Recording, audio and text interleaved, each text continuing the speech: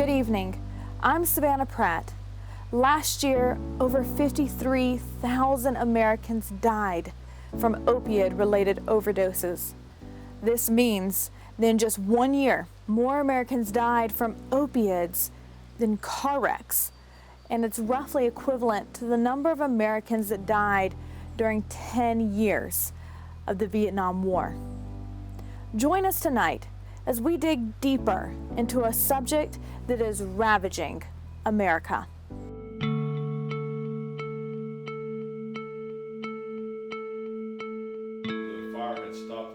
Any alcoholic and drug addict that's been struggling, they'll tell you straight up there's a hell. So we've been through it. Our tolerance for pain is diminishing, but will relief cost you your life? Are you going to get that phone call? Somebody's dying every day. Congratulations to the senior class of 2011. We made it. And what happened? He died. And I thought opiates was what I needed to numb those feelings. It's almost like they need that drug in order to survive. It becomes live to use and use to live. What will recovery look like, and will it demand a fight? I'm not sick anymore. For opiate withdrawals, it's hell on earth. Body gets physically dependent on it to the point where it literally hurts to be normal. Opioids are affecting more people than any drug in U.S. history, and we're here to journey with those afflicted to learn why. Now the doctor's telling me to take them, so the doctor knows better than I do, right? Doctor had the plug from Big Pharma. He said that he would heal me, but he only gave me problems. My drug dealer was a doctor.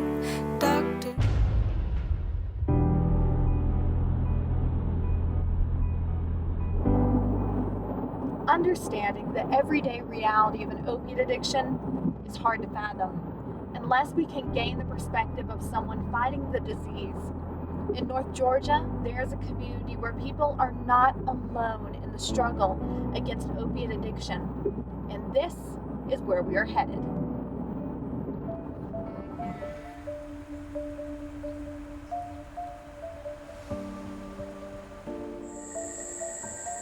My name is Bo. I've been in the program for 10 months now. My addiction started like a lot of other people's with a doctor. I broke both my arms and my collarbone in a dirt bike wreck. I was prescribed opiates, Lortabs. Loved the feeling. When the scripts ran out, I stopped using, but I always remember that feeling. A couple years later, my grandmother passed away. Somebody I was really close to. I went back to using what I knew would numb me, and that's the opiates.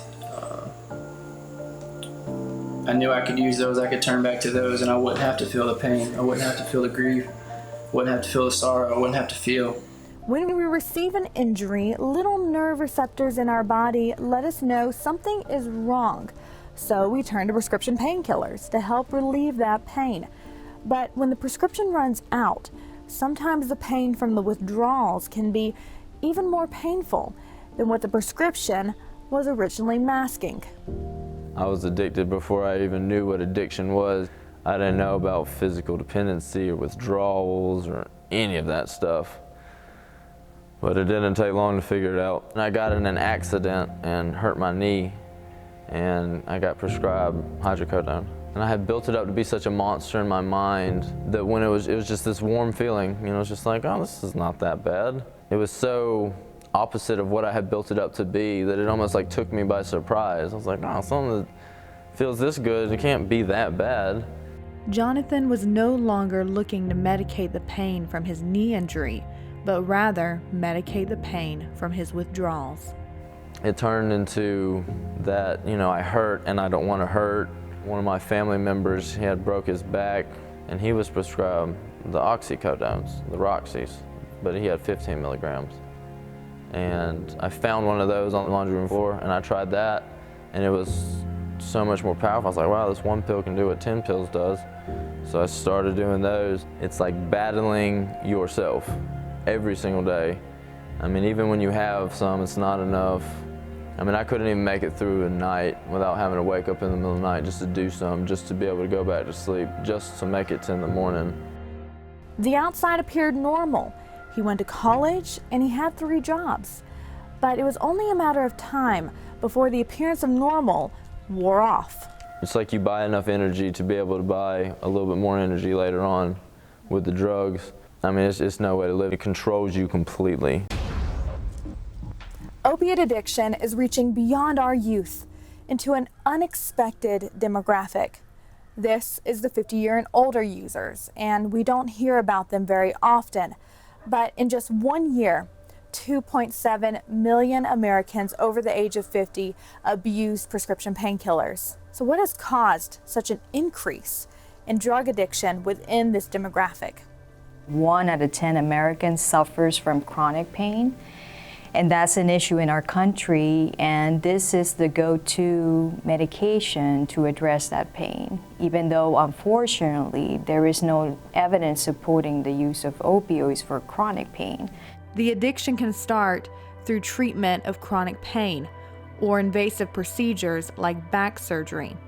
Don knows the struggle of an opiate addiction after 50 because he lived it. I would use probably up to 300 milligrams a day. Wow, 1030 milligrams. Of Oxycontin? Roxy's. My day would be basically just seeking drugs, seeking opiates. It wasn't a euphoric feeling anymore. It was just a maintenance type feeling so that I could function throughout the day. I would be able to work. I would be able to drive. I would be able to take a shower. Without it, it was almost impossible. It's just a constant battle. You're just constantly increasing the dosage so that you get that same feeling that the addict in you wants. And you know, according to the CDC, they say an amount to avoid is 90 milligrams a day. And so you were using the above. And that was the minimum. If I could afford more, I would use more. That was your minimum. It was 100 milligrams a day. So describe that feeling. What were you getting from using that much each day? I was basically just not being sick, not being what they call dope sick. With 2 months down and 10 months to go in recovery at the Jericho House, he's holding on to the future when he will finish the program. You've been here for 2 months. 2 months. How do you feel? Well, we had group the other morning and I started tearing up a little bit as I am now. It was, I'm not sick anymore. I don't wake up with that horrible sick feeling.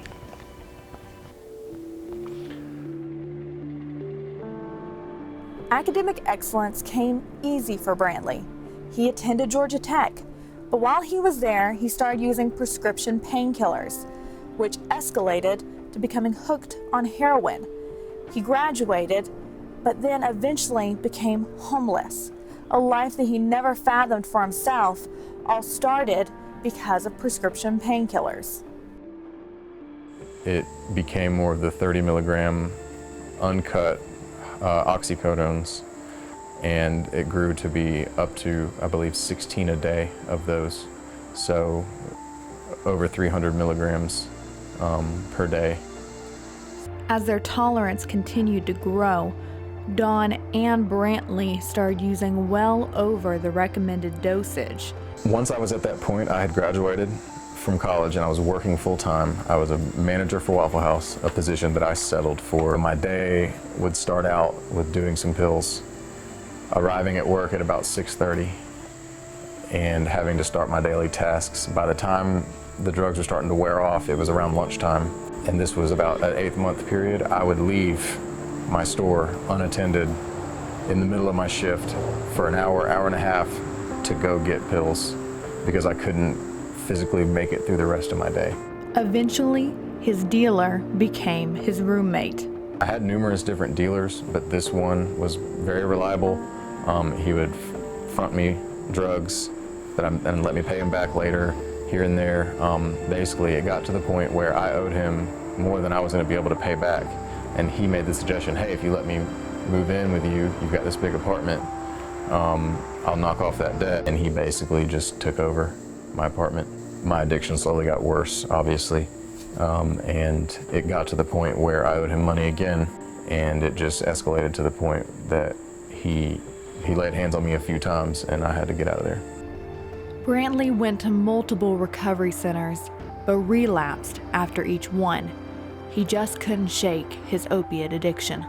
There was a guy who came in when I had been there about 4 or 5 days, and he just kept going on and on about how great the drugs were there, how cheap they were, how close it was. In my weak state, wanting to use just to feel physically better, it didn't really take much convincing. I had the guy draw me a map, and I walked out and walked straight to the drug dealer's house. He walked to the Bluffs, which is home to the largest heroin market in Georgia. People come from all over to get their next hit of heroin, and this is exactly what Brantley was looking for. The guy saw me from about a block away and just motioned me over. He knew that that's why I was there. It's the type of environment that it is down there. I would sleep in the outdoor storage room in the back of the Waffle House. No one knew I was staying there. I would only come in at night and leave early in the morning before anyone else showed up for work. Finally, he hit rock bottom. He was homeless, broke, and with only a few minutes left on his prepaid cell phone, he calls his mom to ask for help once again. It was about 40 degrees outside and extremely windy. I was sleeping in the back of an abandoned car and had nothing long sleeve, no blankets, just a few things that were short sleeve, nothing warm, and I was absolutely miserable, and I knew it was going to only get colder. I had a prepaid cell phone with about 28 minutes left on it, and I had no money.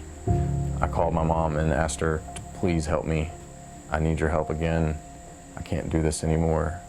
I'm absolutely miserable. I'll do whatever you want. And she told me, I can't help you, but I can pray for you. And she hung up. Recognizing that his family was no longer there to pick up the pieces, he started taking matters into his own hands to get into rehab. He got into detox, and the next day his mother came and took him to the Jericho house. It's nice to know that there is a future for me instead of possibly dead in a year. You know, the drugs is just a dead end road. There's two places it'll go, either prison or 6 feet under, you know. My name is John. I'm a recovering drug addict. I'm 26 years old, and I've recently come to realize that I'm my own biggest problem. When I was about 20 years old, my opiate addiction began.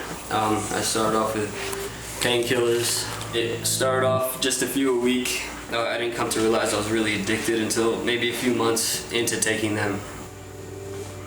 And that's all I got, guys. I love you. Love you, John. For John, opiates masked more than just physical pain. My first exposure to opioids was with my buddy. He came across hydrocodone, 10 milligram pills. I decided to try it, and it gave me a feeling that I've never felt before. It gave me a feeling of security. It gave me a feeling of confidence. It gave me a feeling of concentration. It kind of gave me everything that I was looking for at the time and more. He went into short-term recovery and met Emily while he was there. But after he got out, he relapsed. 30 days of recovery wasn't long enough to break his addiction. I'm put in a position where I'm given the opportunity to change my life. I'm still trying to cheat my way through life, and it's not working. After he relapsed, their relationship was torn apart. With a baby on the way, he knew it was time to make some changes. So he chose long-term recovery at the Jericho house. I'm gonna feel accomplished. I'm gonna feel like I just got over the biggest hill. It's hard being away from them every day. It really is. But I'm doing this for myself, I'm doing this for them, and I'm doing this for God. Opiate addictions can be all-consuming, but what causes them to be so addictive? Dr. Carmen Martinez is a psychiatric doctor at the DeKalb Addiction Center. She works with people with all forms of addiction, including opiates. It is intended to address pain. It's going to bind receptors in your nervous system to address that and diminish. It also goes to an area in your brain called the brain reward system, and it may have reinforcing effects there. The brain reward system is a little center in our brain that kind of lets us know how good something is. Endorphins, which are feel-good chemicals that your body produces that are released and make you feel good.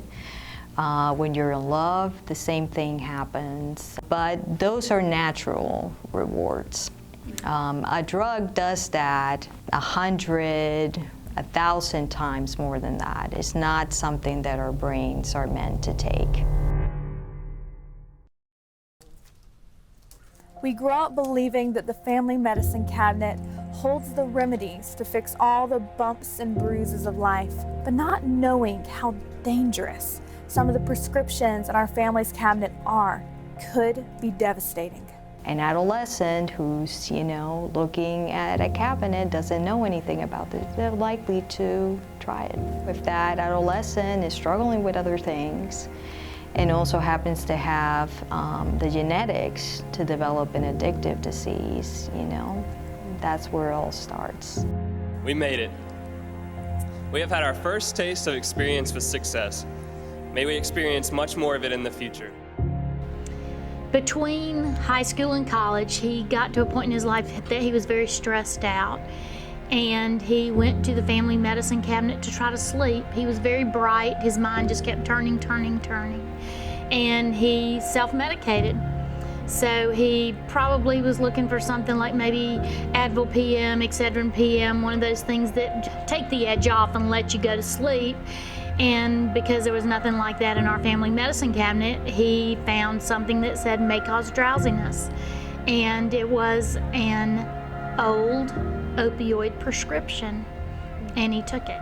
So he's just looking in the medicine cabinet, he finds an old Vicodin prescription and uses it, and that's how it began for him. An innocent beginning turned into a terrible addiction. He went from excelling academically and being class president senior year to addicted from the first pill. Our lives, however, I would like everyone to take one last walk with me down memory lane and remember how great our time was at Kennesaw Mountain. How frequently was he using prescription opioids? Daily, at the end. It had ups and downs. There were times very early in his usage that he would stop and he wouldn't use, and then he'd go back to it. And in the beginning, I think you can kind of stop and go, and then the more that you get into it, there's no stopping point. And during those times, it's hell on earth. A parent's worst nightmare was becoming reality. As his addiction got worse, rehab became the next step. And so what was that moment where Davis ended up going into rehab? It just came to a point where we gave him an ultimatum and said, you either go to rehab or find a different way. We still had 2 other children at home, but at the time we couldn't put them into that lifestyle, and there just comes a time when you have to say, you got to make some changes. Right. And he was willing. It wasn't, he didn't fight. He was like, it's time. It is not the mountain we conquer, but ourselves. The senior class of 2011 says, we conquered the mountain. Now, onto ourselves. If you have not experienced it, it's something that you cannot even fathom. 20 days of recovery went by quickly, and now it was time to bring him home. What was that like, bringing him home? Did you guys think that you were over that hurdle? Or? Of course. You know, he had been to rehab, he had had counseling, he had had psychiatric people work with him. He looked amazing. He had the light back in his eyes. He had gained weight. He looked beautiful. He was my son again. And so you look at that picture and you think, wow, he's back. We'd done the work. He had done the work. Right. Yeah. He turned to heroin to cope with his post-acute withdrawal symptoms. But he's not alone. 75% of Americans that become addicted to prescription painkillers eventually turn to heroin. And not knowing what that was or any experience with it or about it, what happened was his body began to crave again, and you just think, you know, this is this lifetime thing. I'm always going to have it. And so he started developing withdrawals again after he got out. And then you're thinking, what's this? We thought we were past this. No, he And didn't share that with us. he never told you that he was having withdrawals. No. So he was just dealing with that on his own. Wow. Heroin seemed to be the most immediate relief. He progressed into it just like most people do. Pills go for about $1 a milligram on the street. You start with a 10 milligram opioid prescription, you're paying $10 maybe 3 or 4 times a day. Well, then you go to 20 and that doubles your money. You go to 30 milligrams, that triples your money. So what you're paying $300 or $400 for in a day, pill-wise, you can get for $10 a day in a bag of heroin. Heroin's just the next step. It's cheaper, it's stronger. Was that ever a difficulty to find prescription drugs, though? I had a hard time finding them where I relocated in Florida, which is why I used heroin for the first time.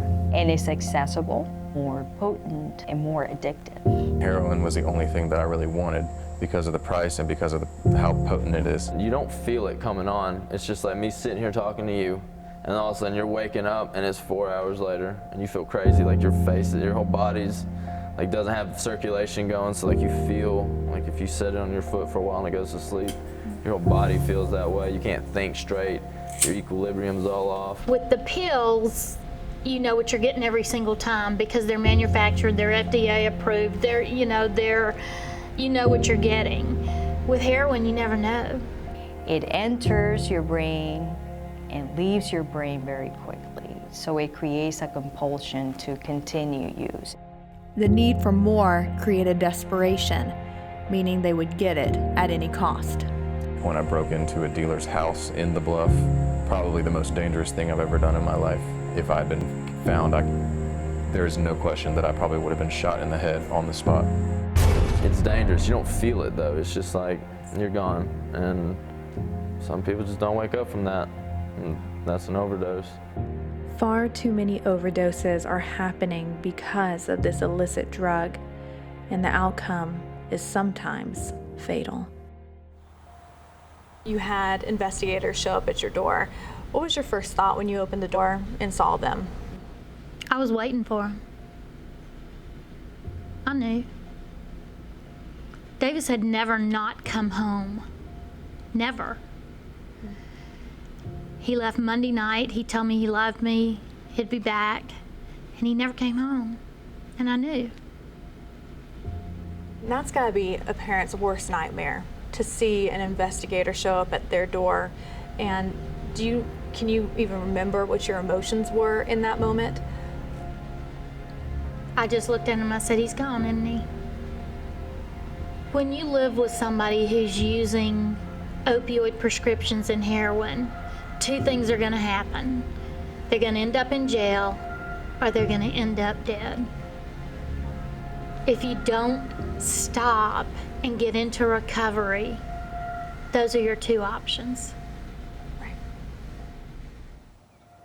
It's hard to imagine the pain of losing a child to heroin, and it's becoming far too common in our country. As we are looking for resolutions with one drug, there is now a newer, more potent drug on the market. In just 3 years, deaths have skyrocketed 540%, all because of fentanyl. Fentanyl is taking the opioid epidemic to a new level of urgency. Somebody grab the oxygen, please. Wait. Do you have Narcan? Can I steal from the Narcan kit? You're overdosed. I can't even see that. Right. And a fourth of this is potentially fatal. Anyone who wants to know just how powerful and deadly fentanyl is should hear his story. Fentanyl is receiving a lot of coverage because just touching it could be fatal. It is usually prescribed to patients in advanced stages of cancer. However, it is 50 times more potent than heroin. And I got on fentanyl, fentanyl patches, fentanyl lollipops, suckers. And how did you start using fentanyl patches? They were just offered to me from someone, hey, I got some fentanyl patches, you want to try those? Sure. And were they just coming from off the street, or where were they coming from? They usually come, the ones I was getting was coming from cancer patients. Wow. The lollipops themselves, you just kind of swab your gums a couple of times. I was sucking them like a lollipop. Wow. And, you know, and I would get extremely high off of that and would just nod out. Fentanyl also comes in a patch. It's designed to be up to 50 to 100 times more potent than morphine. You usually just put them on and go through your day, but it got to the point where I was cutting the tip off of the patch and orally administering the gel in my mouth and taking it orally. And wow. Yeah, right across the street from where I lived was a 911 service, and they had to pick me up a couple of times to take me to the hospital, Narcan me or something, you know, get me back. So you've OD'd a couple of times? Yeah. Really? Yeah. Really, I was just angry when I came to. Why were you angry? Because I was in withdrawals. The Narcan takes you straight out of your euphoria, I guess you could call it. And do you think fentanyl is changing the playing field when it comes to overdoses? Yes, most definitely. Fentanyl particles can get up in your nasal passages, whatever, and you'll pass out. It's happened to law enforcement. The smallest amount that you can hardly see of fentanyl can now kill you, and fentanyl will kill you. If you say heroin is unforgiving, fentanyl is fatal. With opiate addictions on the rise, getting in recovery and getting in community seems to be the key to winning this fight. Stressful times came. I walked into the Jericho House 10 months ago at 185 pounds. A strong wind could have blown me away, man. I was in good shape, but the drugs took me down to just nothing. I was just an empty shell of a person. I'm very grateful I don't have to wake up in the morning and have a chemical just to be able to be happy, just to be able to smile, just to be able to be me. Very grateful I can look in the mirror now and accept who I am and love me for who I am. I'm very grateful for the guys here, for the staff, like I said. That's about all I got. Love y'all.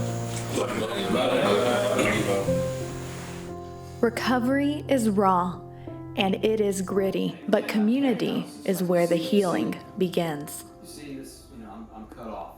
One form of recovery is using prescriptions like Suboxone or Methadone to treat prescription opiate addictions. While some say that this is trading one addiction for another, Dr. Martinez says that we have to first understand what addiction means.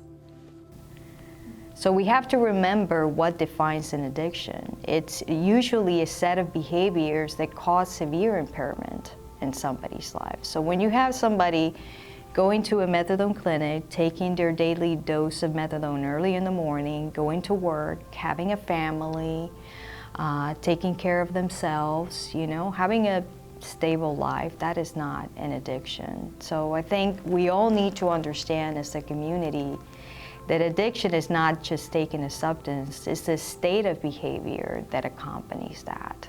The DeKalb Addiction Clinic is an abstinence-based recovery program rather than a medication-assisted rehab program. There are a number of facilities in Georgia that focus on treatment through medications like Suboxone and Methadone. Some of our recoveries said those prescriptions only became addictions too. Do you regret going the route of using methadone to try to get over your opioid addiction? At first, it kept me from seeking other drugs, but like I say, it became an addiction within itself. I would dose one at the window and take 28 home, and 28 doses to a drug addict, or I would usually double or triple up, start off with, so I could get that euphoric feeling. But Because there's a lot of controversy surrounding treating opioids with another prescription. How did you feel that Suboxone, did it help you or did it hinder you in your recovery? I think it hindered me. The only thing I think Suboxone did for me was buy me time. I was still abusing Suboxone. Suboxone was giving me exactly what the opiates gave me. It numbed my feelings. It gave me an escape. So what is the difference between Suboxone, methadone, or hydrocodone and Oxycontin? Yes, so methadone and Suboxone, it's important to distinguish them from the actual opioid that the person is abusing, because they don't necessarily do that. Let me give you an example with heroin. Heroin is a drug that quickly goes into your brain and quickly gets out, so hence the compulsion to keep using it over and over again. Methadone is a long-acting opioid, which means that it doesn't give you those highs or lows. It kind of keeps a steady state when it comes to providing that comfort. I personally am not against a medically supervised short-term Suboxone detox maintenance to help with detox. I have no problem with that. You know, but there's also the other side of it is sometimes having to go through that detox without medication really burns it in your head. Hey, I don't ever want to go through this again. So there's two sides to it. This is a controversial topic, and it will probably remain this way as we search for ways to decrease the epidemic. The alternative is abstinence-based recovery. About 21 days after he went in, they said, we've done everything we can do, and he's being released. We didn't have the knowledge that 1 month of rehab wouldn't even touch an opioid addiction. After that point, I found out research, probably almost a year later, that if you go into a rehab situation and it only lasts for 28 days, for an opioid addiction, you're 32 times more likely to come out and die within 4 months than if you'd never gone at all. So all it does is lower the tolerance of your body to the drug, and then your brain hasn't had time to heal. So it's like you're physically better, but your brain doesn't understand that. Do you think that that would have had a different outcome for your son if he had gone to a longer program? Well, if you can get a year in recovery, you're 67% more likely to stay in recovery. So the longer that you stay in recovery, the likelihood increases that you'll stay there. Right. So, yes. It's smart to not hurt if you don't have to. This is where we meet Larry. He founded the year-long abstinence-based recovery program called the Jericho House, based on his own experience struggling with an opiate addiction. When I started taking the pain pills, my back got worse because it masked over what was going on. My body was saying, hello, something's wrong. And we were living a generation where we just do away with the pain. He had back surgery when he was 30. Now he looks back on that time and it motivates him to help others. If I started feeling pain in my back, running out of pills, he would fill them. Well, this doctor particularly, whether it was from ignorance of addiction or whatever, I pretty much could get him to write anything I wanted. So we live in an age of medicating, and we'll do or take anything to avoid feeling what we don't want to feel. And pain's certainly something we don't want to feel. After he broke his own addiction with opiates, he set out on a journey to start helping others.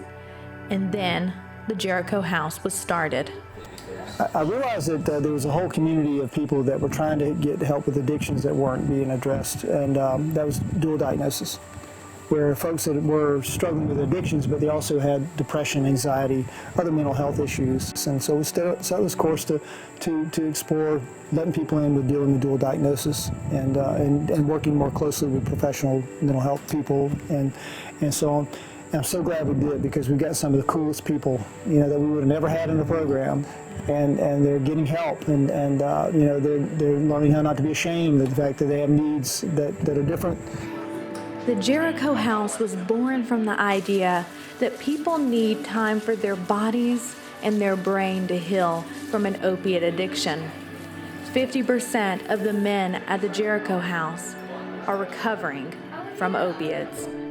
We definitely want to paint the picture for him and guide him, but the men in the program just swallow them up. They take them in as brothers, and usually they're still, even if they've been through a detox center, they're still kind of not totally detoxed, so we kind of give allowances there. But the first phase is orientation, and the second phase is what we call the regeneration process. And then the third phase is inner healing, and then the last phase is discipleship. So what happens after a year in recovery? When they're back facing the reality of their life, what steps can be taken to ensure the recovery lasts a lifetime? While they're in the formal setting of rehab or incarceration, they do great. Davis did great in rehab. When they come out, they relapse because there's no aftercare. So the zone provides aftercare. And as with any other disease, if you don't manage it, you'll succumb to the disease. The zone is a place where you come to stay healthy. And you may need it once a month, you may need it every day, you may need to be dropped off in the morning and picked up at night. You need that connection. Connection is the opposite of addiction. And without that connection, it won't end well. So the zone is where people come in recovery to stay in recovery. The zone has counselors and group sessions available every day to help people in opiate recovery. And so if somebody's wanting to come to the zone, what is that process like? They just come to the front door? Walk through the door. It's that simple? It's that simple. And like here-ish, just draw a line across. There are many things to keep people entertained at the zone, including art class and music therapy. Why a coffee shop? Why did you guys decide to put a coffee shop here? If you know anybody who's ever suffered with the disease of addiction, I don't know any of them who don't drink caffeine. But what we were finding out is when we opened the doors and people were coming in for meeting and they were coming in for social connection and whatever, if anybody left to go anywhere, I'm running to the coffee shop, I'll be right back. So we said, shoot, that's an opportunity. So people love coffee shops, they love internet cafes, they love social connection, and a coffee shop provides all of that. So we're putting baristas, people in long-term recovery, back to work as baristas. Anytime you come into the zone, you're working with people who are peer support. The zone is able to offer so many different ways to help people because it is completely funded by the Davis Direction Foundation. Also, tell us about the dog that's walking around. Yeah, tell us about Ollie. What is her purpose here? Ollie was donated to us or gifted to us by Southeastern Guide Dogs. And Ollie is a seeing eye dog, certified seeing eye dog, certified veterans PTSD dog, and a certified facility therapy dog. Oh, wow. She has more training than most of us. And what she does here is she loves everybody unconditionally. And that's her job, and she does it well. She will kind of gravitate around the room and then gravitate to the person, and she'll just lay her head right in their lap. This provides love. You decided to look at opioid recovery in the face and say, that shouldn't have happened. We're going to do something to help. And you opened the Davis Direction Foundation and the Zone. Why? Why did you decide to do that? After Davis died, people from all over the community came out of the woodworks. And because now they knew that you had been through what they were going through, they wanted to share their story. And I had no idea how prevalent drug use was in our community. So 3 weeks after he died, we opened the Davis Direction Fund. And 4 months later, we were a determined 501c3 nonprofit. The Jericho House is also helping with aftercare by teaching the men trades that they can then use after they leave the program. A lot of the guys that come here, especially the younger, the work ethic's not where it probably needs to be. Their number one job was to go get high. One of the trades taught is woodmanship, and it's taught in the Jericho House wood shop. For me, it's kind of funny because this job I have at Jericho House is now turning into something I can see myself carrying on when I leave here. The old wood that we take from like 100-year-old barns and all, it kind of was like these guys. I mean, it's repurposed wood. It was built for one thing and torn down and built for another. And that's kind of like what the lives of these guys are going through. They came here broken and seemingly have no purpose. So just taking the wood and just letting these guys sand it down, refinish it, and build something beautiful, it's just kind of like their lives. It kind of lines up with our mission. You know, that is what a lot of these guys are, and myself included, you know, coming in here bruised, battered, and beat up, and getting polished up, and then, you know, sit back out in the world to be a productive member of society instead of taking, you know, you give back. But it's amazing how quickly they get the vision of it. They start feeling purpose. You know, this saddest commentary was a man's life ending not knowing why it began. And so they find purpose. They're also a part of something bigger than themselves. The industries, whether it's the wood shop or the other industries, they bring in income. This place has saved my life, and it's not one guy, but it was everybody. You know, it was, I mean, I can't thank just one, but it's all of them, and it's, you know, it's the effort that they all put into this place, and I can only speak for myself. It gave me a place to look back, reflect, and gave me a place to change and grow, and again, I'm grateful for it. What would you say to someone that is considering going into a recovery center, maybe even the Jericho House, but they're afraid of the withdrawals, they're afraid of taking that step? What would you tell them? Just like any change in your life, at first it's all new, it's uncomfortable.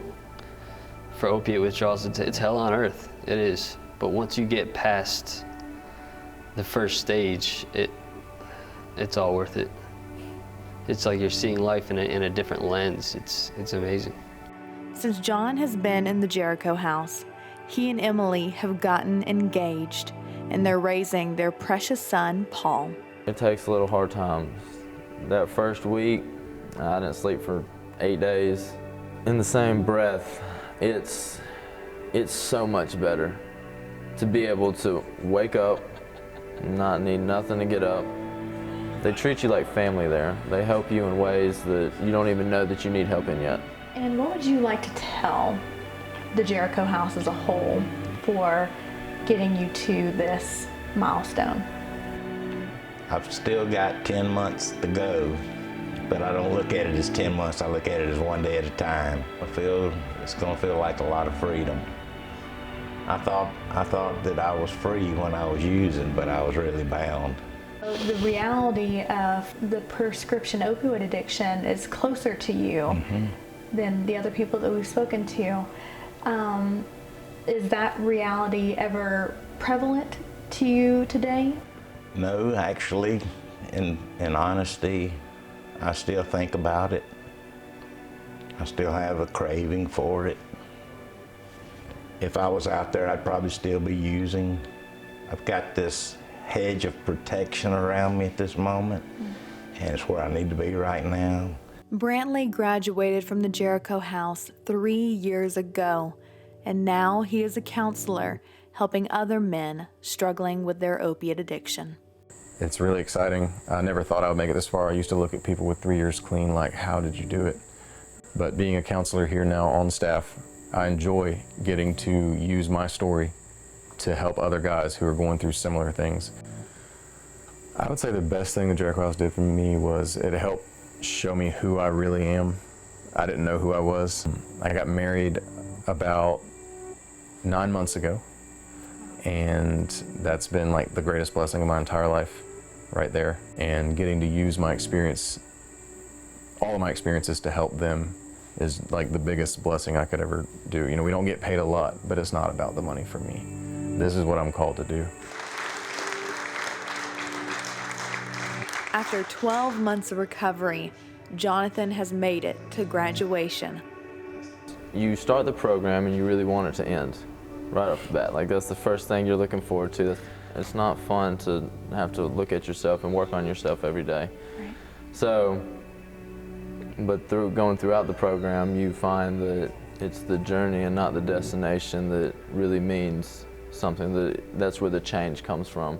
It's a challenge to overcome, more the drug addiction than the program. So, I'm very thankful on that aspect of it, that I'm able to not be a complete slave to my drug anymore. The time and the effort and the energy that these men invest into this place is amazing, especially for the return that they get. Not a lot of people go out and invite drug addicts to come stay at their house. And it's an amazing thing that they do, it really is. I think the thing that was different with Jericho House than other programs is they really try to get you to look inside and try to decipher why you're being so self-destructive. Just get the word out that there is help and there is hope. Today you're at the graduation for Jericho House. How does it make you feel seeing the graduees, and does it inspire your journey in recovery? It makes me feel inspired because I know each and every one of these men, and I've seen the progression to when I got to the Jericho House 7 months ago. From then till now, it's very inspiring just to see the changes that they've all done. But I can tell you this much: once I gave everything to God and made the decision to come to the Jericho House, it seems like all these things that I was trying to juggle and trying to manage and try to force are all being worked out by me being here. I'm my own man again, and I'm not controlled like I used to be. So that part I'm very thankful for. I'll tell you what it feels like to see them up on that stage graduating. It feels like payday. It is very rewarding because of a lot of reasons. And one of the reasons I was thinking about earlier today is my family gets pretty big when we do graduations. So that's always exciting, adding a new member to the family. The investment it takes to walk with one guy for an entire year, every day, seeing them struggle, seeing them slip and fall sometimes, but seeing them get back up, seeing these things click, and seeing them realize what they need to do, and then actually watching them do it, it's the greatest feeling in the world. It's only been a little bit over a year, so I can still very vividly remember how bad it was, and that's something that I hope never to lose, because I feel like that's one of the key factors that will keep me sober and keep me along the lines of walking it out, that not trying to go back to what I used to do and how I used to be. I don't ever want to forget where I came from or who that person was, because somewhere inside that person's still there. And if I give them that chance, they're right there waiting for me. Find your passion, dream your dreams, and follow your instincts to success. What kind of legacy do you think that the Zone and Davis Direction is almost leaving for Davis? I hope it's leading a legacy of wellness, because if you manage your disease, you can stay just as well as you want to stay. Rows and rows of picture frames hang on the wall at the Zone.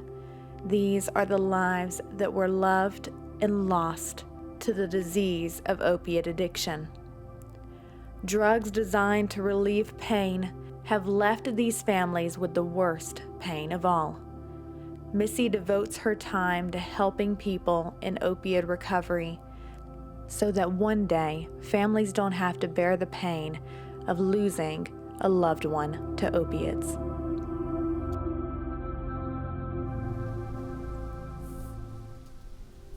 Long-term recovery and community seem to be the common threads in breaking an opiate addiction. As a nation, we prescribe and use opiates too much for too long. Maybe we don't need to medicate all the pain away. If you need help in addiction recovery, go to these links. People are ready to help you move forward in taking back your life. I'm Savannah Pratt. Thank you for joining us tonight and watching Addicted, the Opioid Epidemic. Good night.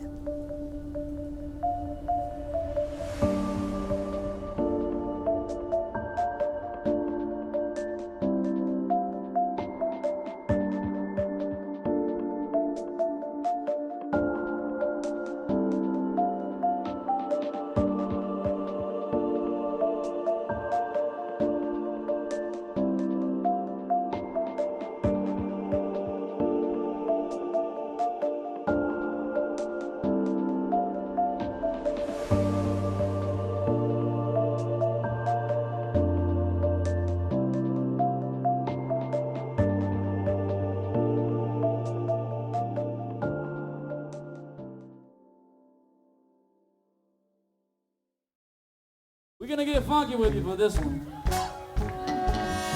Where's to go? A story needs to see. Is the fire burning? Oh, it's killing me.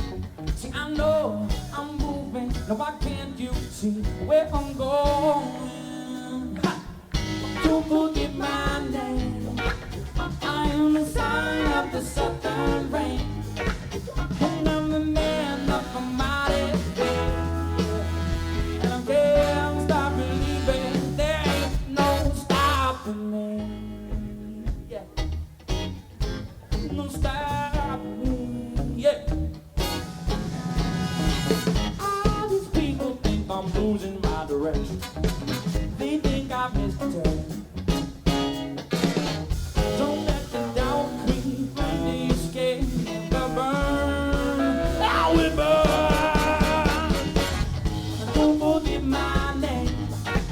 I am the sign of the southern rain. And I'm the man of my head. And I can't stop believing there is no stopping me.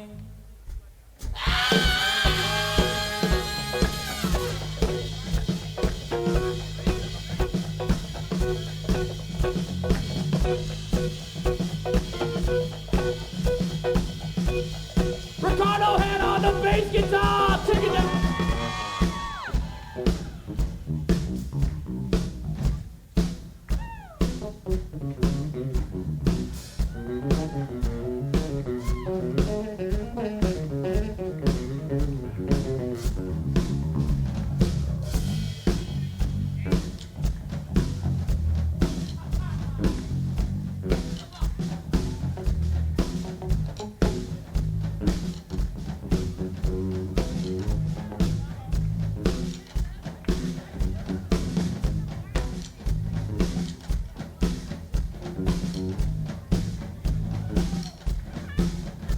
Ricardo had on the bass, ladies and gentlemen.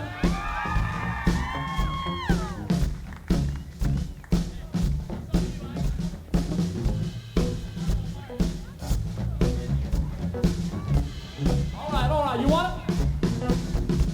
I said a I hit me to the hip, hop. You don't stop the rocket to the bang, bang, boogie, sing up, jump the boogie to the rhythm of the boogie to beat. Now what you hear is not a test, see I'm a rap fan to the beat. And me, the groove, and my friends are gonna try to move your feet. See, I am Wonder Mike, and I'd like to say hello, hello to the black, to the white, the red, and the brown, to the purple and yellow. But first I gotta bang, bang, the boogie to the boogie, say up, jump the boogie to the bang, bang, boogie, let's rock. You don't stop, rock the rhythm that'll make your body rock. Well, so far you heard my voice, but I got my roommate along. And next on the mic is my man Z. Come on, Z, rap that song.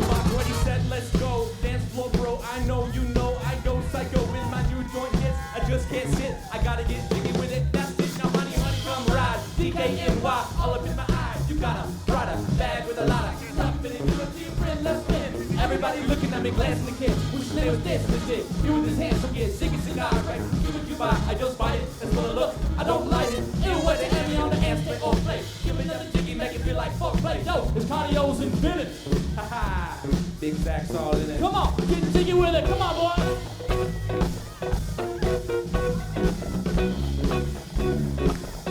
Richard Jackson on the trombone over here.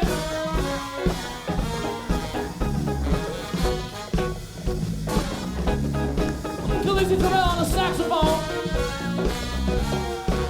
Mr. Johnson Powell on trumpet. Come on now. Johnson Tassard back here on the drum. Ricardo head on the bass guitar. My roommate Zach Wells on electric. My name is Sam Burfield. Thank you so much. Come on now. Give it to him, Z.